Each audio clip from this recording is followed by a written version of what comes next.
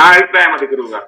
ధర్మార్థ కామ మోక్షములు 4 అంగములు, జీవుడికి 4 అంగములు, మోక్ష ప్రాప్తికి 4 మెట్టులు. 4 మెట్టులు వాడి జీవన విధానంలో ప్రతి రోజు ప్రతి క్షణము ఆచరించాలి. ధర్మము నేను యోగ మార్గంలో చెప్తాను, లౌకిక మార్గంలో కాకుండా. ధర్మము మొదట ఏమన్నాను, వీడు జీవనయాత్రలో ఏ రోజుకి ఆ రోజే, ఆ రోజులో ఏ క్షణానికి ఆ క్షణమే ధర్మ అర్థ కామ మోక్షం ఈ 4 కలిపి చెయ్యాలి వీడు.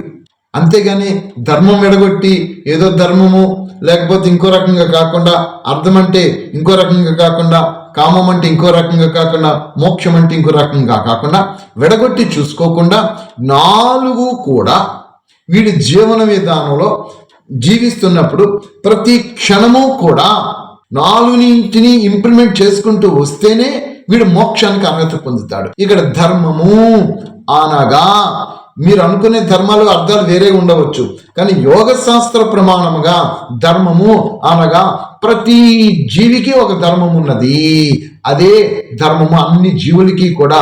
అందులోనూ అన్ని జీవులలోనూ కన్నా మానవ శరీరం అనేటటువంటిది ఇది కర్మ శరీరం కాబట్టి, ఈ కర్మ శరీరమే బేస్ కాబట్టి, ఈ బేస్ అయినటువంటి కర్మ శరీరంలోనికి జీవుడు ప్రవేశించిన తర్వాత ఈ జీవుడికి ఈ శరీరం ద్వారా తన ధర్మాన్ని తను స్వస్థితిలో ఉంచుకోవాలి.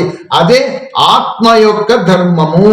ఒకటి ఆత్మ ధర్మముతో ఈ శరీరంలో జీవనయాత్ర సాగించాలి, అంటే స్వస్థితిలో జీవనయాత్ర సాగించాలి. ఇది ఫస్ట్ ధర్మం, ఒక పాయింట్. ఈ ధర్మములోనే రెండవది వస్తుంది, ఈ శరీరం నిలబెట్టుకోవాలి. ఈ శరీరం